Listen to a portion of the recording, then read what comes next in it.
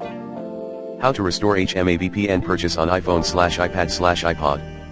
There are cases when you can't use your HMA even though you purchased an HMA subscription. E.g., if you changed your phone, or you restored from a backup, or you might have deleted and reinstalled HMA app that you've made in-app purchase for.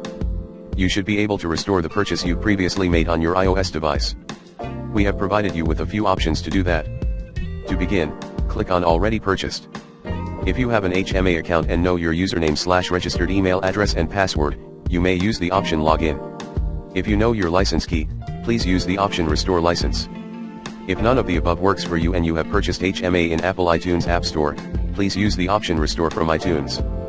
Please do note that you will need to be logged into your Apple account with correct Apple ID used for purchase so the HMA app can be successfully restored. Finally, our support is always available and happy to assist you.